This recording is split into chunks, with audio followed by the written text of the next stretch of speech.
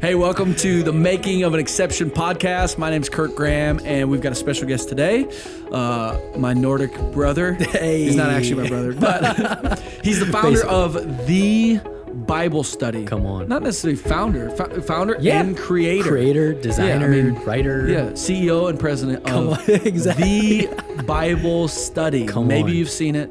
Maybe you've heard about it. Yeah, hopefully. That would be the goal. But his name's Zack Windahl. Thanks for being here, man. Thank you so much for having me. Yes, what you're an welcome. amazing podcast that you have, man. Yo, I really feel on honored. It, dude. Thank You're you on it, so for real. much.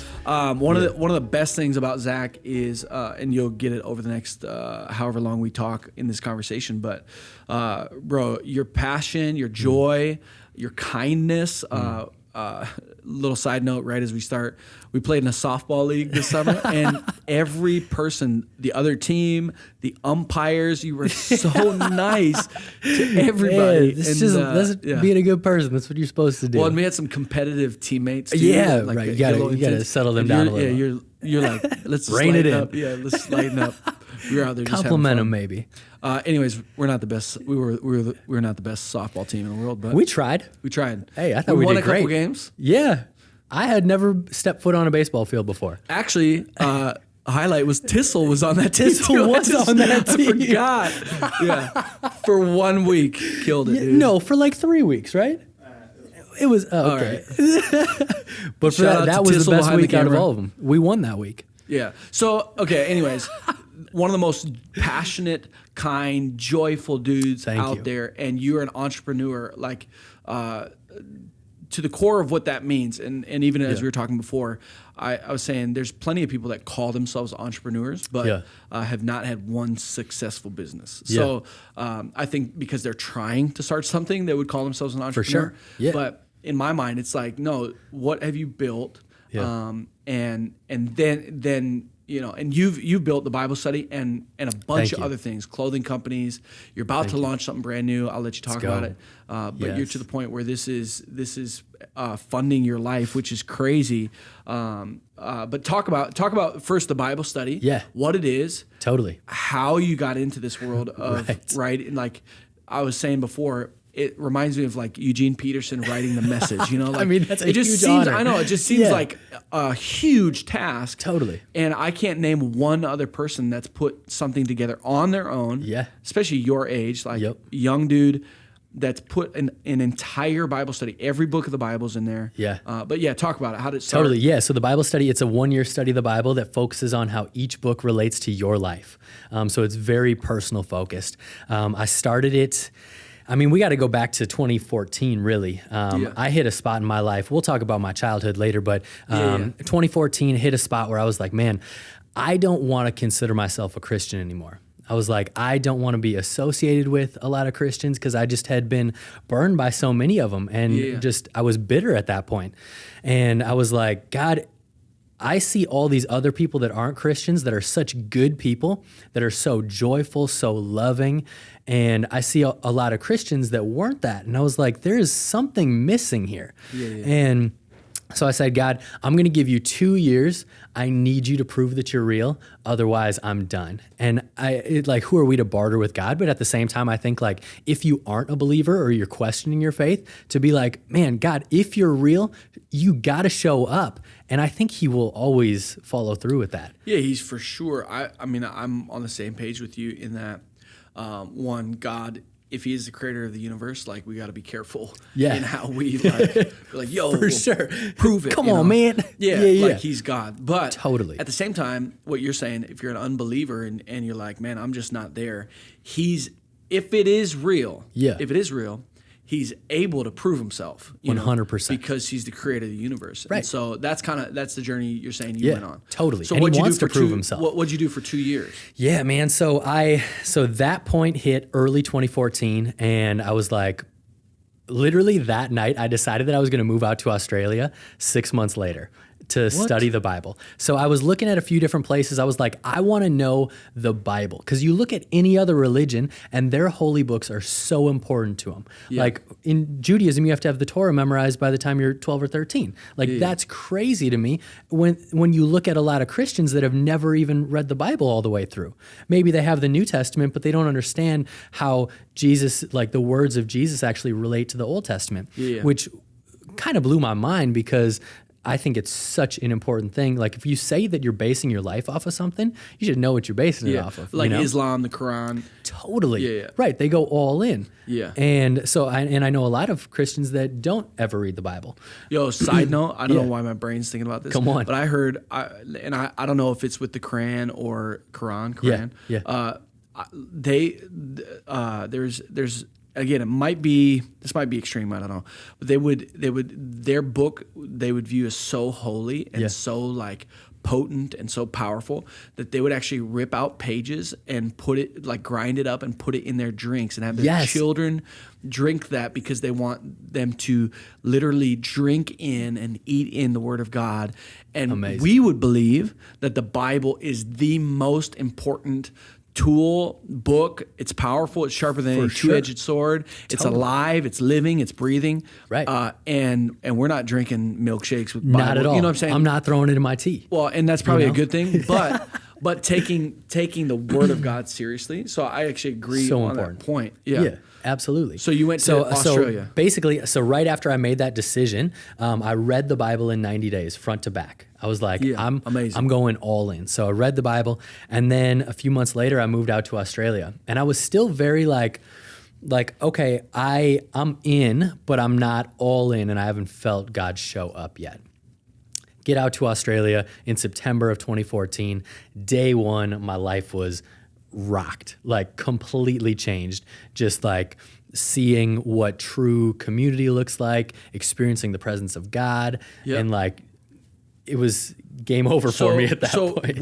What were you a part of? Like, so it was through YWAM, through their School of Biblical Studies. So most people, when you hear YWAM, you think of the DTS, which is studying for 3 months and then traveling for 3 months.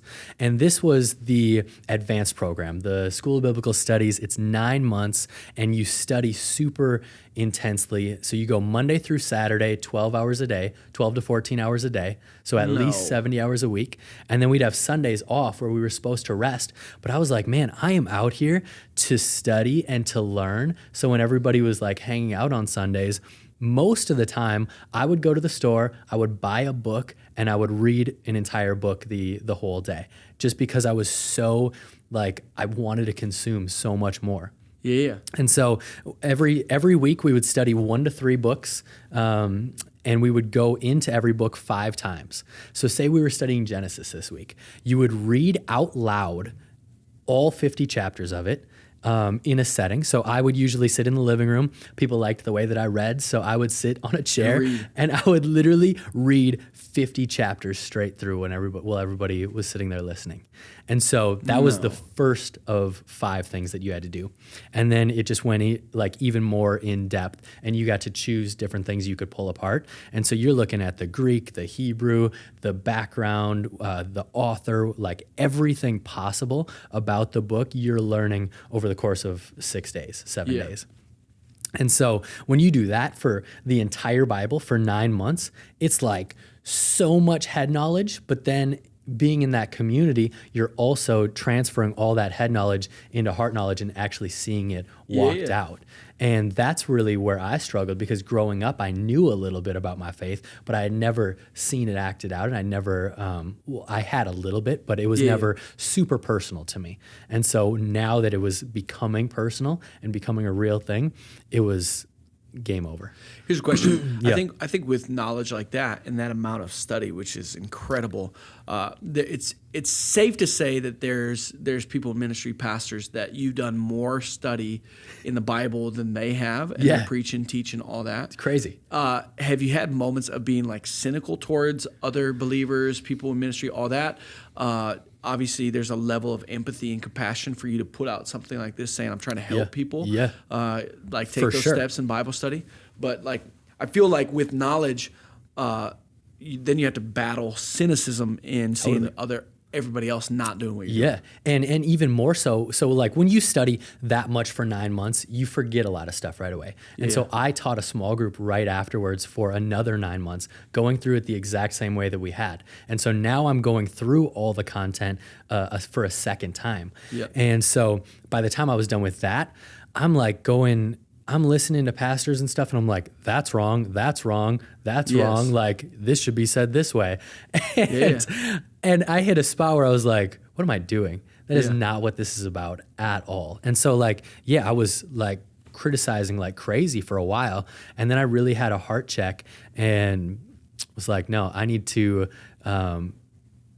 really like spit out the bones and chew the meat of what I can, because you're never going to find a pastor or a teacher that says everything exactly the way that you want it to be said. Yeah, and so totally.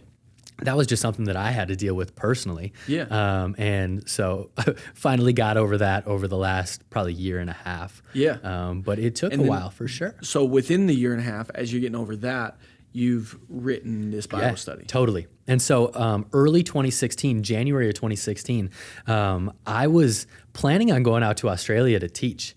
But see, what I didn't say earlier was I skipped the basic program to go straight to the advanced program. So they allowed me to, which is amazing. And because I wouldn't have gone otherwise. It's like getting your master's without the undergrad. Without your undergrad. Exactly. Yeah. And so when I called him up, I was like, hey, I'm coming out in June to teach. I'm dedicating 2 years. And he was like, actually, since you skipped the basic, you can't teach the advanced. And I was wrecked. I was like shot, dude. I'm sitting in my basement, I remember, and I was like, God, what is the deal? Like, I literally feel like I'm supposed to teach these people, and not from stage. I don't want to be a pastor or a preacher or anything like that. I was just like, I feel like I have to teach what you've given me. And like, because I think anytime you're given something, God watches what you do with it. And I was like, that's what I thought I was supposed to do. And ever since I was younger, he's spoken to me very clearly. And that night he said, I want you to teach more than just 30 people in a classroom. You're going to teach people all over the world. And I've always gotten, anytime that I've worked on businesses or anything, I've gotten like a full vision for what it looks like, the layout, the design, everything. So that night I knew I saw the cover of the Bible study, I saw the layout and everything. And I spent the next 9 months narrowing down all my notes, because I had 20 pages of notes per book of the Bible. So I was like, I have to do something with this. This is like important stuff, and people were asking for it. And I didn't want to just send them a bunch of Word documents that are like my scattered thoughts. And so I spent 9 months working on all the content, and then I spent 3 months designing it, and it was good to go in January of last year, of 2017, and I just sat on it. I started going after some different investors, and they started offering me money, but they weren't believers. And I felt like the Lord was saying, if you take money from someone, I want them to be a Christian. And because it's a Christian product. Totally makes sense. And so I sat and I waited for a few months before I did anything with it. I just had it as a file. And I was like, I don't even know what to do with this. And then people just started like hitting me up and giving me money and stuff. And trying to buy. Like just giving me money to be like, here, take this for whatever's next. And I'm like, okay, I need to make a website. Okay, I need to make promo copies. And did all that. And then I ran a Kickstarter campaign in June of last year. We did a successful campaign over the course of 30 days. And so I had enough to do the first printing, which was incredible. And it came out last October. And it didn't do that well right away. And I was like, what the heck? Like, I literally just put like, if you go all together, it was like 2 years into it. And it wasn't doing well. And the Lord was like, your heart's in the wrong spot. And I was like, okay, what does that mean? And at the time I was like, I want to be this, like, I want to be a pastor and stuff. And I'm like, wait a second, that's not even what I want to be. That's not even what I want to do. And so I literally took 3 weeks off just figuring out my life and what I wanted to be known for and what I want to produce with my life. And so what came of that? To create tools for believers to further their faith. Yeah. And just so whatever that looks like. Yeah. And so this is obviously the first Yeah, piece you've of got it. some future ideas, which Yeah, we'll get to for in sure. a little bit. Totally. So since that heart change, Yeah. then there's change in how the And it Bible started says selling. Yeah. And No way. people started posting about it and sharing it. And I was like, okay, this is crazy because I'm not doing anything right now. And it's just making moves on its own. And so like, yeah, I work on it. But I have the whole process streamlined. So I don't really touch the product. I have people that do all my shipping and handling for me. Yeah. People run my ads and everything. So it just runs itself. And if God wants it to be successful, it is. And we just got our 4th printing in on Friday. Amazing. So yeah, Selling it's out. nuts. Yeah, sold that's out crazy. 3 times. Yeah. Which is crazy. Yeah, So, keep it going.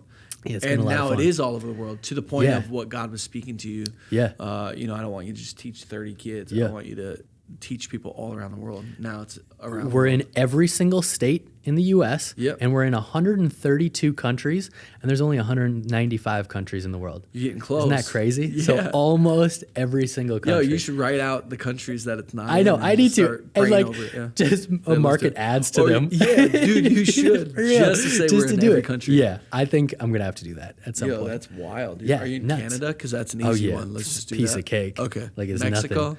Oh, yeah. I mean, I could like throw it like a Frisbee to Canada. Yeah, just toss You it. know? Yeah. No, I'm with you. Okay, so you feel like part of your calling Yeah. your calling is to how'd you phrase it? Further equip. To make that are tools in for faith. believers Yeah. to further their faith. So Yeah, whatever that looks like. And yeah.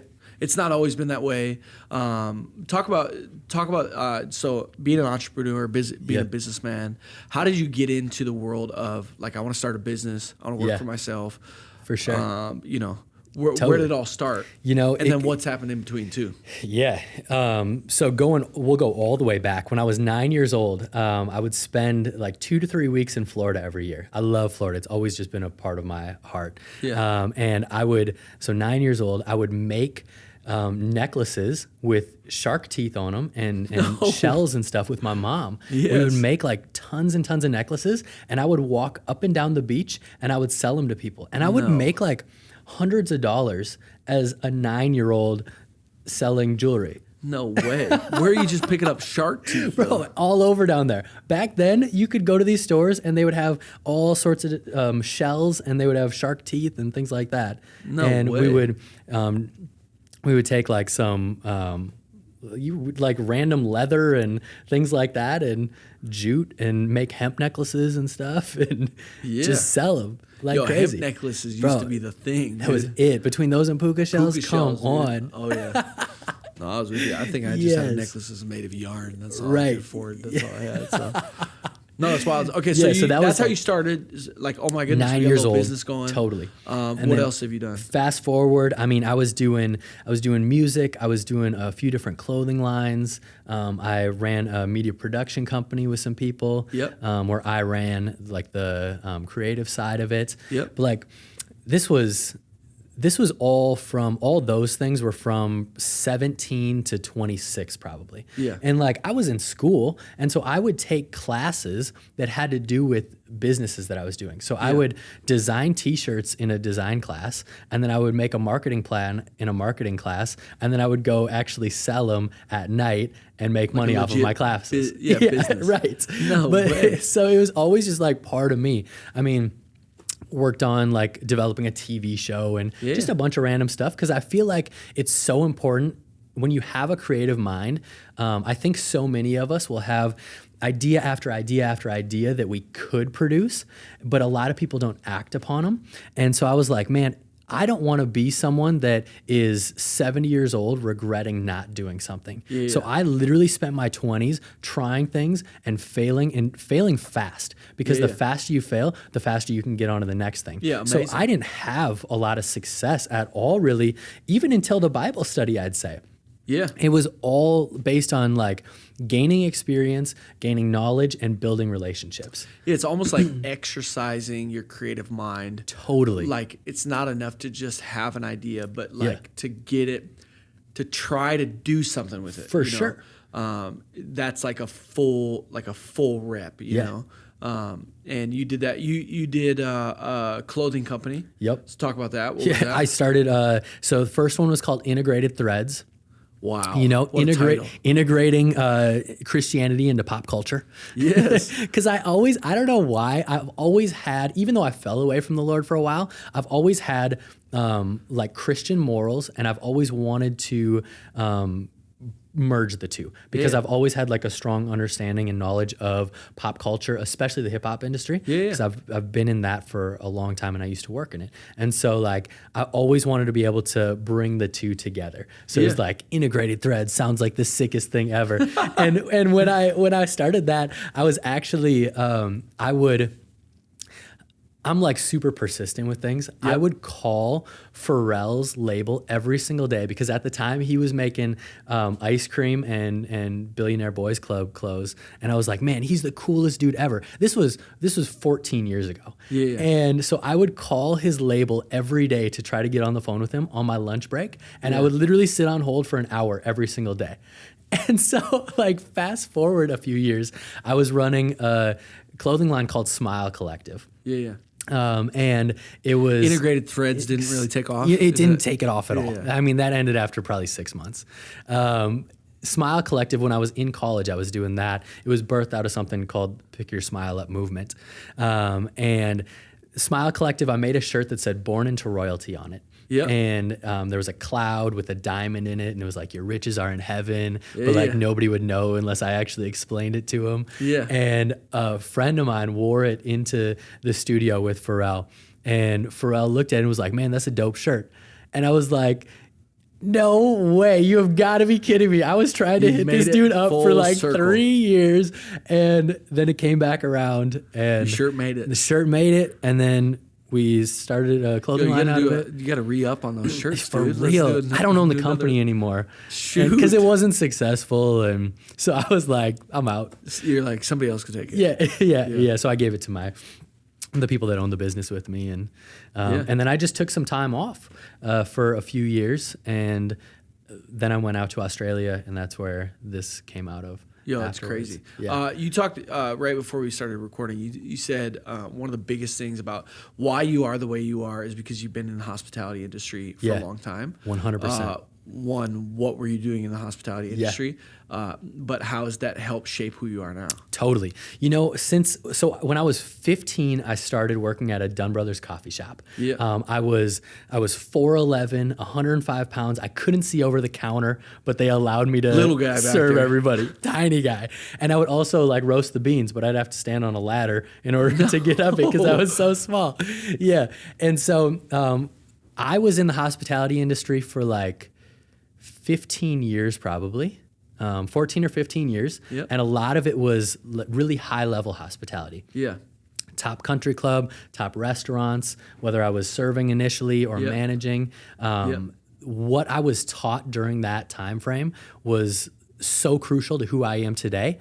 Just focusing on how you are hospitable to the people around you and how you make everybody feel special and focus on the details. I mean, down to the fact that like we would take notes on everybody that came in so that next time they came in, we knew exactly who they were, what they like, what they don't like, how to treat them when their birthday is, anniversary, everything. So when they're there, they literally feel like all the focus is on them in a good way, not where it's like on a platter, creepy, but but like so in tune with what you want and what you like that like we crushed it. And so I had that embedded in my brain for 15 years, and man, that has influenced who I am to today. And I was always in hospitality because I was working at nights, which was great. So say I would work like 12, 14-hour day, I would be working on my own stuff during the day, my entrepreneur stuff that wasn't taken off, but I would be able to have meetings and everything and be able to plan and design. And then I would go serve or manage at night, and it was perfect because it was the best of both worlds, even though I didn't take a day off from 20 to 26, which was like not healthy at all. I had a pretty bad, crazy work ethic actually. And it was super unhealthy, and I didn't realize it until I got out to Australia. But I've always had this mindset that if I want something and if I want to be somewhere, and for me, I want to be an entrepreneur. I want to be living off of things that I'm making. You've created, yeah. And so since I was younger, it's like, okay, if I want to get there and I'm not there yet, Yeah. I need to figure out how to get there as fast as possible. And any time that I'm spending not working on it is a waste of my time. Yeah. Which is like terrible. Yeah. But that was my drive for years and years. For most of my 20s, that was my drive. That's so interesting. In that time of life, did you care much about how did you view it? Because this is something that I've been thinking about lately. Yeah. Did you care much about your own happiness in that time, or was the goal like, I don't care about my own happiness. I'm going to work so hard that it's going to enable me living off things I created, being a successful entrepreneur, and that's when I'm going to be happy, or like because now there's new. It's not new, but there's language that I'm picking up more and more that says like, I need to figure out how to, yes, work hard, but enjoy the journey of it, you know? Where were you at back then? What's your view of it now? You know, it's so interesting because back then, even to this day, I've always just been very joyful and I've always been happy in everything that I do. Yeah. So no matter what I'm working on or what I'm doing, I find joy in it. So it was never like to get somewhere to be happy. Yeah. It was to get somewhere to be, I guess, where I expected myself to be. Yeah. And it was to live up to your own expectations. Totally, right. And yeah, my expectations are super high, but because I want to do so many great things, like not for me, but like for other people so much. And so back then, I mean, my whole life, people have been like, I don't understand how you're so happy in the chaos and how you can remain peaceful in the chaos. Yep. And I think it comes back to the jobs that I had and where, like if everything is going crazy, you have to make it at least look like everything is under control and make the other person feel special still, no matter what you are dealing with internally. And I've always been so much of a thinker and not really a feeler at all. So it's like, okay, if I want to get somewhere, this is what I need to do to get there. And I don't think, I've just never even like focused a ton on my emotional state because it's always just been like, I'm positive, a joyful dude and I'm positive because it was embedded at such a young age. You know? Have you ever had moments where you're perceived as happy, but internally you're going through it? Yes and no. I literally think the last bad day that I had was in 2014. Yo, you're making so many people mad right now. I know, and people say that all the time. Like I was talking to someone the other day, amazing. And she's like, you're like a robot. That is not normal, and it's not okay. You need help. Yo, Kaylee, so my wife, she'll say it all the time because I haven't cried in a long time. Like. I mean, I've felt deep emotion, and there's been some tears that have trickled out. Right. But like, she's like, you didn't cry at her wedding, you didn't cry at her girl's birth, you know, like you didn't like. I mean, these major moments where like she's just waiting for the day to see me cry, you know, for like sure. to just really break down, let it out. But she's like, it's not healthy. Like you're like emotionally blocked up. Are you similar in that? Like if you're high all the time, that sounds bad. If you're high all the time, no. If you're up all the time, and positive and joyful, do you have a downswing of it as well? I don't. Yeah. I think the only times that I'm emotional, really, like where I cry, are like in the presence of God, seeing someone get baptized, like in worship. I'll cry all the time when it comes to like God stuff. But like personal things, I'll cry. Maybe a girl will break my heart or something like that. But I mean, that's really it. And I don't think I'm blocking my emotions. I just don't know any better. I don't know how to. It's not that I'm not feeling them. I don't know how to explain it because everybody thinks I'm crazy. No. I this is where I feel similar to you. Totally. Where I feel I'm an up person. And okay, but if I'm being honest, I'm thinking, am I lacking? You know, the Bible talks about mourn with those who mourn. You know, things like that. Where I think about that all the time. With, like, and I can't, like, I can't. But here's one thing though. Here's one Watch thing. what you say. I'm just thinking. No, I'm just thinking out loud. Again, I'm not. Yeah. This podcast is I'm not. just Kurt kidding. knows everything. This is not. Yeah. So, but one it doesn't pastor. say. Listen, you wrote the Bible study. Tell me if I'm wrong. It doesn't say mourn with those who mourn how they're mourning. Correct. Oh, that's good. You know what I'm saying? Yeah, totally. Like you can feel And for so, someone. Yeah, I think the frustration is the fact that I'm actually with somebody. Yeah. While they're mourning. Yeah. And I may not be showing the same emotion that they are, but the fact is I'm with them in it, you know? And that's how and you I are. need to do a better job of being in it with Yeah, people. totally. But yeah, sometimes I get knocked on, yo, why don't you show a little bit of anger? Why don't you show a little bit of competitiveness? Or why don't you show a little bit of like some tears, you know? Yeah. And so, yeah, I'm just wondering if you... I'm literally same boat as you, and I've always been that way. And Gosh, people hate us I so know. much. But I don't know any better. Like I literally don't Listen, know. I have a cold today and I feel great. Like today's But a actually, great day. Yeah. seriously. Actually a great day. Yeah, so good. Like I literally believe that you can have a good day every single day, and I think every year can get better. I was just reading last night about how some people, so in the area of eating, like that's one thing I need to work on is like eating right, treating your body right. And you will like if you start like if you cheat like at one point in the day, it's like the rest of the day's ruined. You know, like I already cheated. Might as well go to Cane's. We're just doing this, you know. And that's how a lot of but I mean, that's how I think. It's like I already screwed up. So like tomorrow's a new day, you know. For sure. But I don't think it's true. I think you can actually start now, like for sure. Like even if you ate 4 donuts for breakfast, you could not eat 4,000 more calories after that. You know, like you can eat totally. And, always looking up. What I was reading was talking about his mercies are new every morning. Yeah. The point of that is not that you have to wait till tomorrow morning for new mercies, but you get them right now. The point of it is it's new now, like so it's good. new right now. So again, tell me if I'm wrong, but no.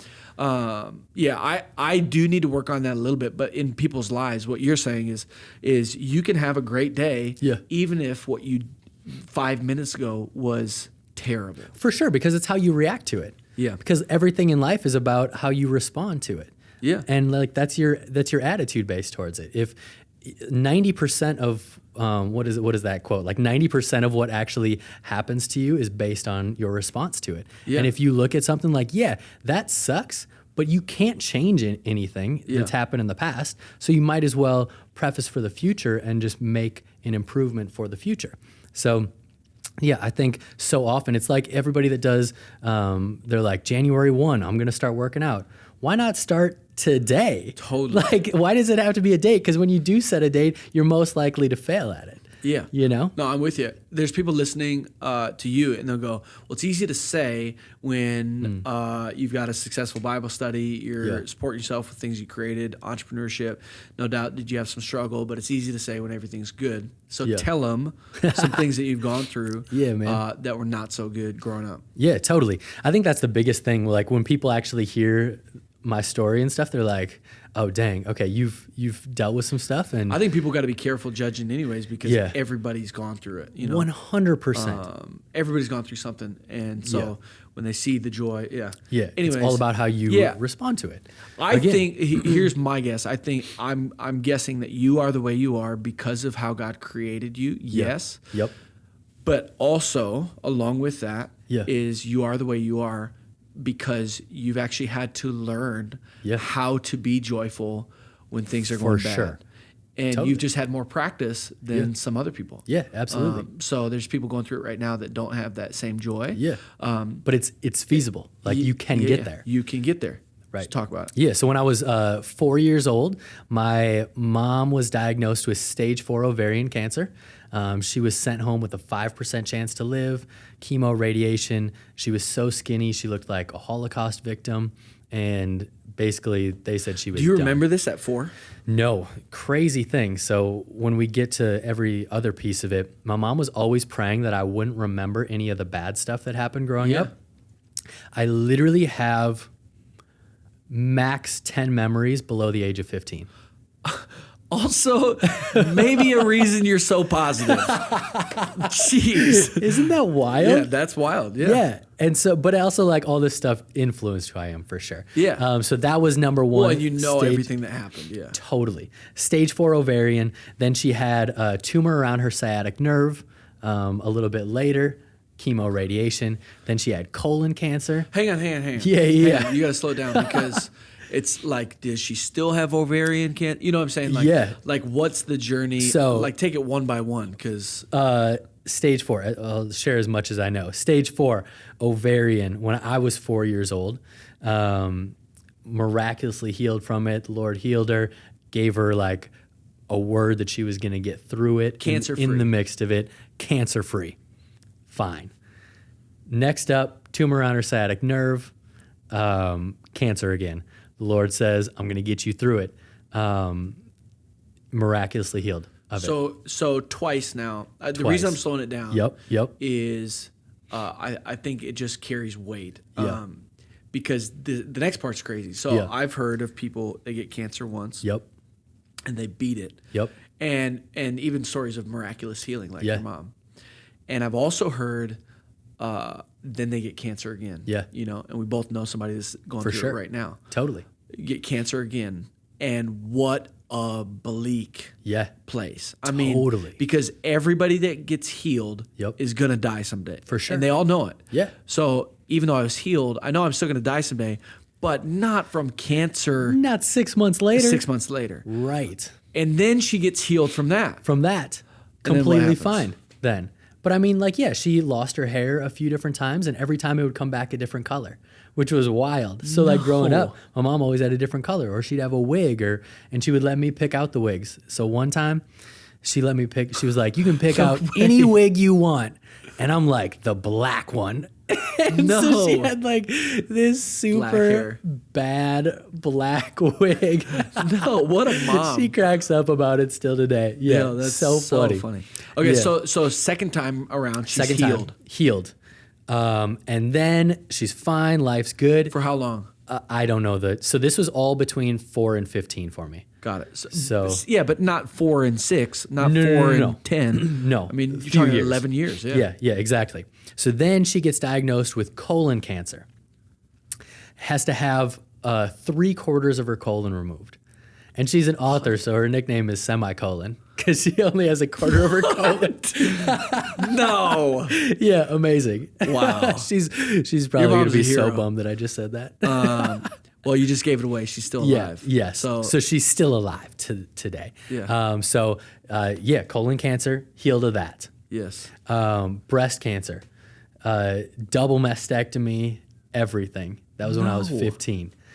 But the Lord again said, hey, I'm going to heal you. So I'm literally seeing God miraculously heal my mom 4 different times growing up. And still, when I hit 17, 18, I was like, I don't know if this is all real. Yeah, interesting. Right. Okay, still within 4 to 15. Yep. What's faith journey like for you in your family? Yeah. How are you being raised? Yeah. Because I do believe it's all foundational for sure. 100%. How you made it to where you're at today. So basically, when I was 4, my mom and dad like grew up in the church, but they weren't believers really. Yep. And so when she was 4, a guy named Papa Don came into the Papa Don. Sounds like a Smurf. I know, right? He's the man. So he was my mom's really close friend at the time. Her dad. I got it. And Papa he was Don. Papa Don, the Don. He's a super strong believer. And so when I was 4, when she had stage 4 ovarian, he came into the hospital, gave her a Bible, and was like, you need to read this. If you don't know where you're going tomorrow. So your parents weren't believers. They weren't believers when she they got sick. Correct. No way. They grew up in the church, but I think there's a huge difference there. Yeah.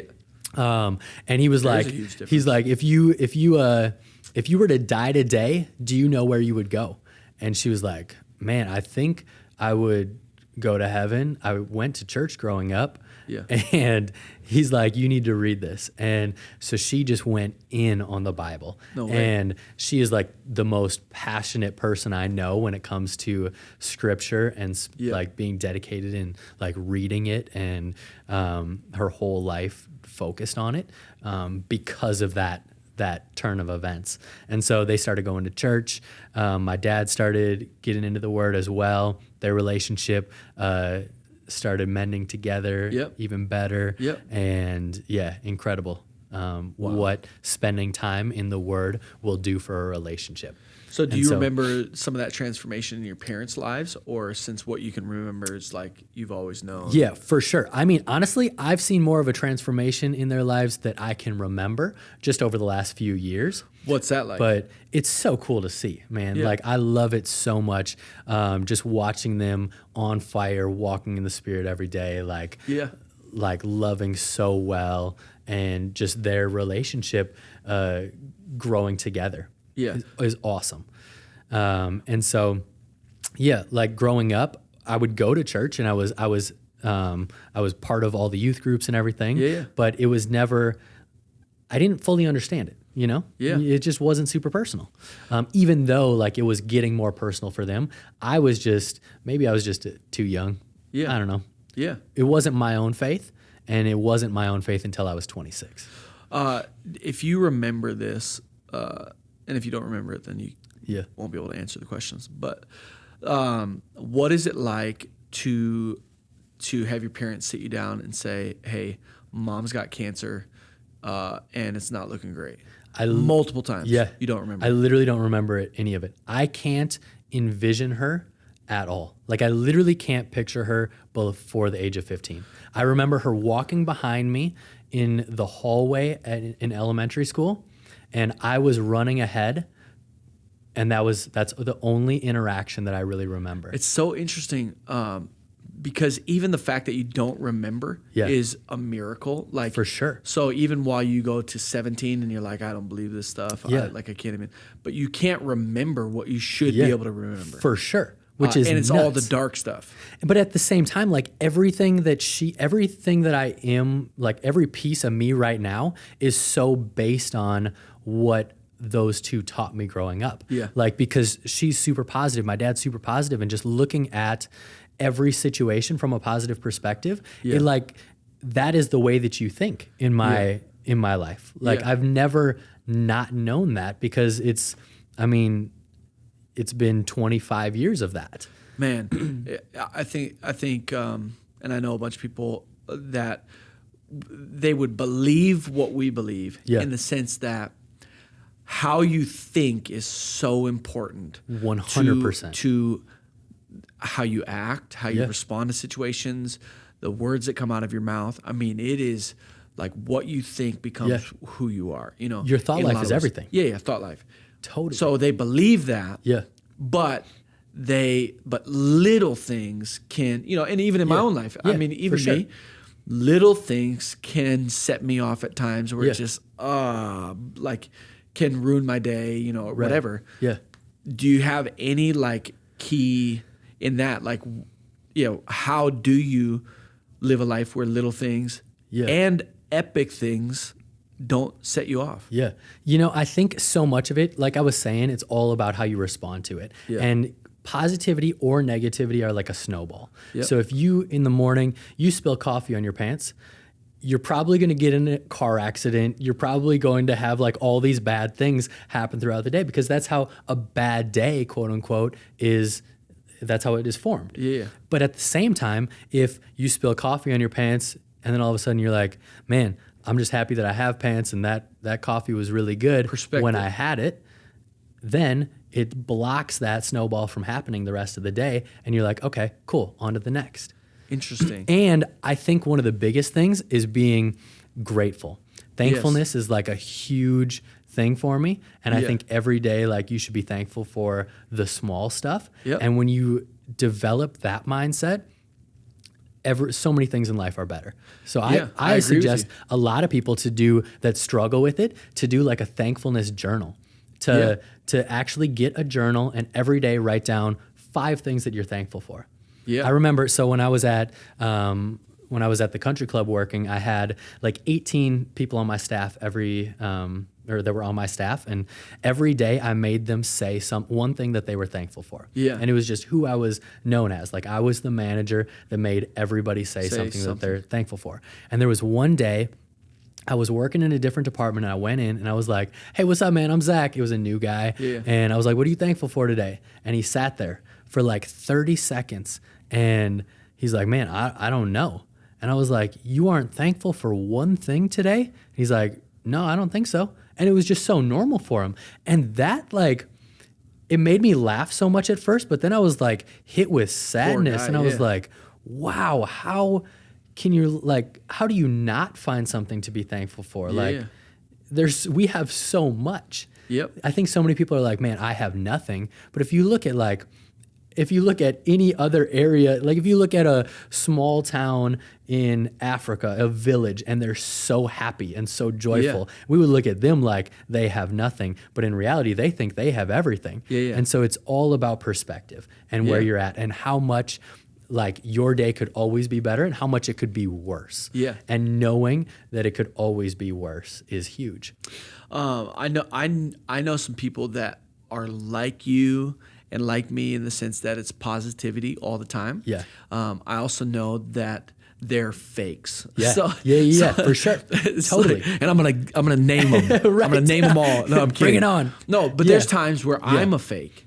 Like if I'm being honest. Totally. Meaning that we have this external persona. So to people that are listening to this and go, yeah, I get it. You've learned how to be positive externally. But I bet you got some tough stuff on the inside that you're working through. And if that and what I believe, I don't believe that about you. I would believe, man, there's a freedom that you have that other people just don't have. But I don't know if you want to speak to that at all. Like, is it like you don't have 5 minutes of down? You don't have weeks of down? Like, because there's people that have off years, you know? For sure. That are still positive on the outside. Yeah, totally.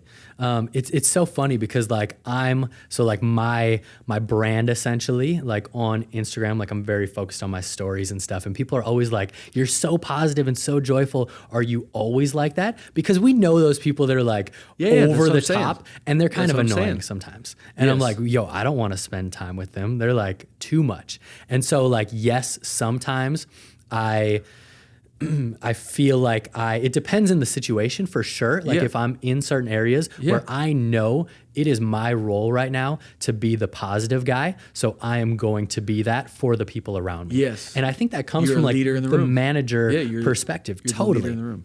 And so like, even if you aren't feeling like you need to be super joyful and bubbly right now, like that's the culture that you need to cultivate in the entire room. And so yes, totally. But a lot of the time, like I work at home, like I'm by myself a lot. I'm pretty introverted, but when I'm around people, I'm very extroverted, but I need my personal time. And it's like, I'm not sitting there just like smiling and thinking about happy thoughts. It's like, I just picture you just at home, just like pumped, like, woo! Right. Woo! Let's go. That's not me at all. Like, especially when I'm closer to someone and when I spend more time with someone, I don't talk as much. I'm I'm pretty chill and I'm not as like out there. But I know my role and when I need to be like that person. Man, I agree with you. I was raised with a dad that just always said, remember, you're a leader. You're a leader. So good. So the way that I view myself in any room is unfortunately through this lens that it's not so unfortunate, but through this lens that I'm the leader in the room. Doesn't mean I'm in charge. Doesn't mean that I need to be the one speaking. Doesn't mean any of that. It just means I view myself as a leader. Totally. And so it matters how I act, you know? And it's separated me in some social settings. Not that they view me as leader. It just Yeah. it makes me feel separated, Yeah, So that's why I for say, sure. unfortunately, like my dad always spoke into me, and Yeah. that's what I speak into my daughters too. Totally, which is so awesome. I love that about you. Yeah, which is how that's what you're saying. Is like you're the leader in the room. It was your management life. Honestly, I think you can, like, no matter what room you go into, you can sense the temperature in the room, the energy of it, and you can change that. So if you're in a place that's not, like, whether or not you consider yourself a leader, you can change the atmosphere just by bringing up your level of joy. Here's what I Whatever. believe, like to the Christians that are listening. Yeah. You have the Holy Spirit living Exactly. inside of you. For sure. So, if you're having an off day, the Holy Spirit still lives inside of you. Right. And whatever room you walk into, I'm not the leader. You are the leader because the Holy Spirit lives Yeah. inside of you. Like Right. you can pull any room up, For sure, because you're light. People ask me how do you have so much energy, or how do you why are you so joyful or positive, all that. I am a huge believer, like practically speaking, in energy management. Yeah. There's plenty of people that For we know sure. like, they're hype all the time. Yeah. But Can't then handle they that. also have they're also Yeah. down, like they like Totally. like, why are you so mad, or why are you like Yeah. you have no energy, nothing to get like. Right. I believe also more than just time management, like the energy management. So for me, Yeah. I know when I need to be on. Yeah. And it's not fake. It's Right. me. It's I'm your on. personality, for And sure. and I know and have grown in the discipline and continue to grow Yeah. when I don't need to be on. Right. Which And is I think so, that's like, what you're saying. It's like when Yeah. you're at home, Yeah. you don't have to be on Exactly. because you're at home and you're But getting I don't think a energy. lot of people understand that. I think there's a small percentage of us that would use the term like, I need to be on. Yeah. Because a lot of people, they're just like, this is just my normal life. Yeah. But because, like, I never grew up being told I'm a leader, like, you're a leader, do Yeah. this. It's just always been just kind part of of who you. I am. Yeah. And like, even when I don't want to be, I know that I still am. But I never even think about like the concept of leadership. Yeah. But it's like, yeah, like you were saying, we are light. And when you go in a dark place, it's now light because you are there. If you walk into a room and you flip on the light switch that was dark, now it's light because the Yeah. light is there. And it's the same for us. Yeah. If like if we go to a dark place as light, being light carriers Yeah. with the Holy Spirit in us, Yeah. when we walk into a dark place, it's now light Yeah. because you're there. Yeah, no doubt. It's So whether you crazy. like it or not, yeah, you're a Exactly. leader. Right. It's just the way that it is. Side note: when Yeah. I left my house today, my Yep. daughter, she's 3. Yeah. She walked me to the front door and she said, "Remember, you're a leader." Yes. shout Yo, out to I love Adley. that so much. Yeah, she does Man. it every day when, like, if I go to work, which Yeah. is what I speak to her. Like, whenever she leaves, like with Yeah. Kaylee, my wife, I always say, "Remember, you're a leader." Like, Yeah. So now she is a leader because So she good. does that Yeah, to me, for which sure. is epic. Bro, you're such a good dad. Man, That's how, a so parent inspiring. win. There's some Yeah. for sure parent fails. Yeah. I had her on my Everybody's gonna have shoulders one those. time. I had her on my shoulders, Yeah. and I had to get something out of the back of my wife's car, like which is like a crossover, I like think SUV. about that all the time. And I opened up the back door of the car, and I reached in with Adley on my shoulders. Yeah. And I about took her head off, and I felt like the worst parent Oh, of my all time. I goodness. mean, you would have thought she was dying. In how For she was crying. sure. Anyways, there's parent fails too, but yeah, overall, I literally think about that every time I It's see scary. a kid on their dad's shoulders. Like, Listen, what if you hit a tree branch? sometimes when I'm watching our youngest Ivy, Yeah. I'll be running an errand or whatever, and I'll like look in the back of the car, panicking, like, did I put her in the car or did I leave her on the sidewalk? Like, I have like moments like that. So, dear Lord, help me never leave my daughter behind. Anyways. Oh my goodness. It's awesome. Okay, what are you dreaming Unreal. about? We were Yep. talking about before, and I know this about you, that you do the long game. You're in it for the long game, Yeah. and that's a good entrepreneur anyway, a good business guy. Yeah. Like, start with the end in mind. And so you're starting something called Sunday School. Yep. Talk about that and Yep. kind of what you're building. What's the end game of that? as Yeah, well? for sure. So Sunday school is kind of like the umbrella company to everything. So the Bible study will essentially be under that, but it's really focused on online classes and merch that inspire you to love God, others, and yourself better. Yeah. So the first online class or master class that we have coming out will probably be in February, I'm guessing, focusing on self-help stuff from a biblical perspective. Yeah. I think there's such a divide there for some reason where a lot of Christians look at self-help stuff or self-improvement stuff like, oh no, that's not like we don't. Yeah, it'd be we like don't meditation, or it'd be like yoga, or like. But it's not all that. Like, so the classes are like looking at joy and positivity and your identity and blessings and fruit of the Spirit and like who you are now that you're a believer. Essentially, if you want to be Zack Windell, this is me in a class. Yeah. So it'll be like a 6-week class with some videos and like a PDF, and there'll be some merch attached to it just to like I feel like I have a voice in joy, and so like putting like the words joyful on stuff. And like just things like that. You should make shirts that have each fruit of the Spirit. Like, oh, you're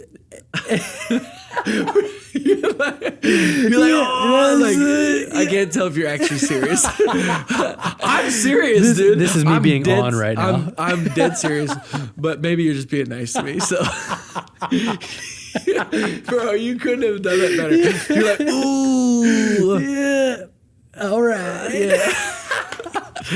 So when it doesn't happen, I'll know exactly what you felt about my idea.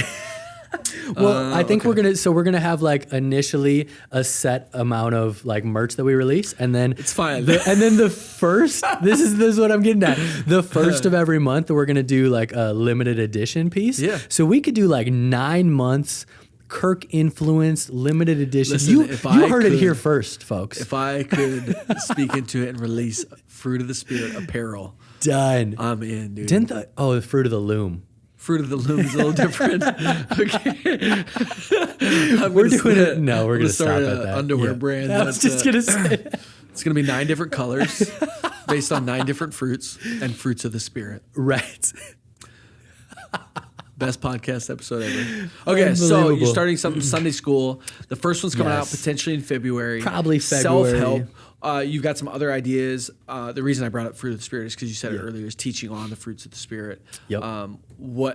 Anything else that you're working on with that? I mean, yeah, and clothing too. For sure. I always have my hands in a lot of things. So I do sales during the day for a company. So I'm like, I'm busy 40 hours a week doing that. But then at night, I'm building out this other stuff because that's obviously the dream to be able to do that full time. Who knows when that'll actually happen?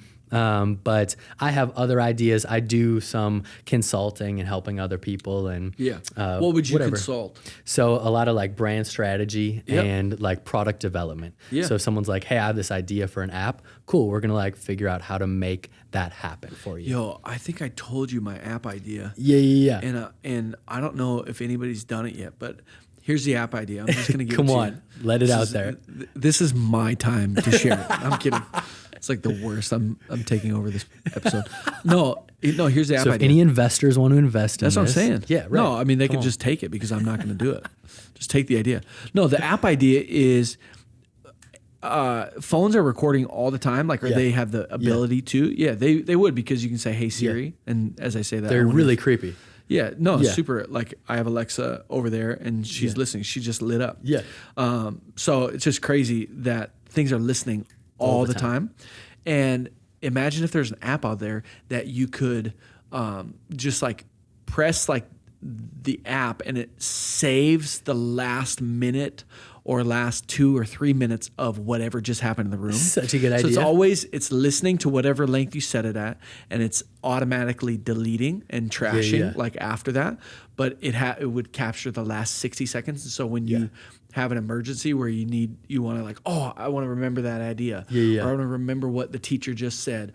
Or that person just threatened me and I have proof, like to press the app button and it saves the last 60 seconds. So you don't always have to be out like, let me record this real quick, because you're not going to do that. Right. But the app could always be listening and could always have the last 60 seconds. Come on. Bro, you're like brilliant. Not a bad idea. I think it's a great idea, and I think it's going to get bit from someone watching this podcast. I kind of hope so.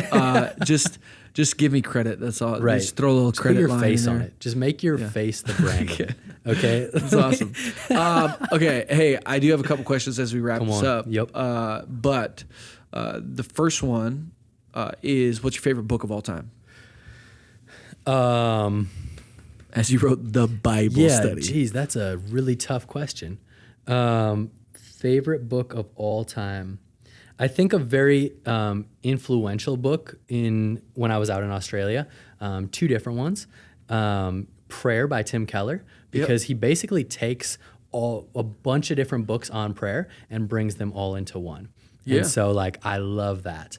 We're going to stick with that one.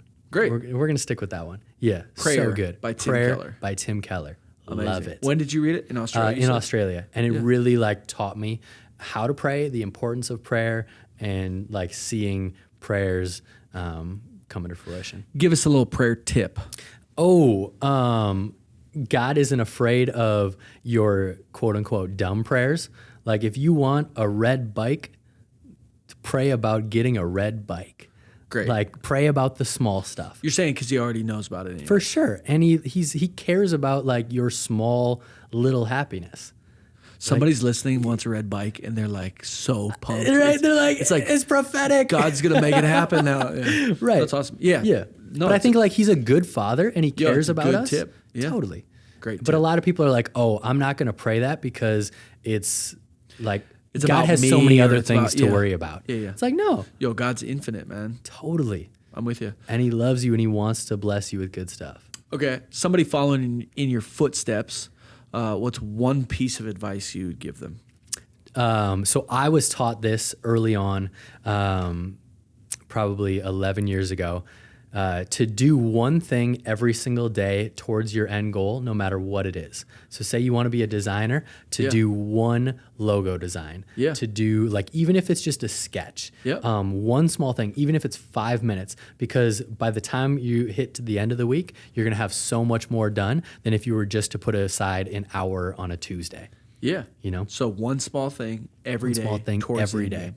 Done. And you do that. I do that. And I'm very organized. I'm freakishly organized with my time. Yep.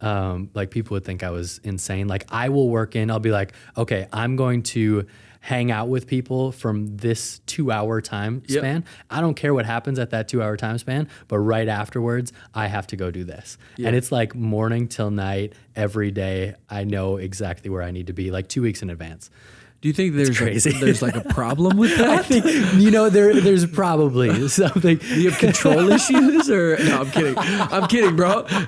No, it's as opposed to most people who have no organizational skill with their time. And then you actually act upon your dreams and your desires, and you get stuff done. And a lot of people are "Oh, I'm going to work on it when I feel like it." You're never going to feel like it. You're never going to be in the mood to work on things. Yeah. At 10 o'clock at night after you just worked for 12 hours. Yeah. You have to break it down as much as possible. So I love reverse engineering things. Yeah. So by the end of this week, I need to get this chunk of stuff done. Now I need to figure out what I need to do each day. Yep. And I do that every week, 2 weeks in advance at least. Yeah. Amazing. And super organized. And then if someone's hey, we need to get together for this time, I literally have to take what I was going to do that day and put it on a different day. And whether that means losing sleep or whatever, but it has to get done. Yeah. Yo, that's crazy. How can people buy the Bible study? Yeah. Where can they find it? Where can they find you? You can find me at on Instagram. I'm pretty active on there under Zack Windahl. And then the study is available. There's a link in my bio. And then it's also tbsstudy.com. So there's 2 S's there. Yeah. And that's where it's at right now. tbsstudy.com. Study.com. Amazing. That's it, man. Yo, thanks so much for being here. Thanks for being who you are too, because you put me to shame in your positivity and just your kindness, dude. Kindness, and that's Thank you. That's a fruit of the spirit. Thank you. Speaking of, come on, let's make a shirt. We should make a shirt kindness. Like that. I would wear it. Man. Yeah, it's more than just positivity. It's a true kindness that comes from who you are. You care about everybody, and I felt that the few times that we've hung out and softball that we played together. Come on, let's go. For real. We're winning next season. Next season. Sure. Bro, I love you so much. Thank you for letting me be a part of this. It's an honor. So you're gonna outdo me again, dude. Bro, no, I'm just saying, you're an incredible dude. I'm super inspired by you as a father, by your work ethic, by your personality, and I think everybody can learn so much from you. Hey, thanks so much for watching. If you've enjoyed this, we'd love for you to subscribe to this channel. We've got new episodes releasing every single week. We'd also love to hear your questions or comments. You can comment below. You can also find us on Instagram at Exception Podcast. And I want to give a quick shout out to our producer, Tissel. My name's Kirk Graham, and we'll see you back next week.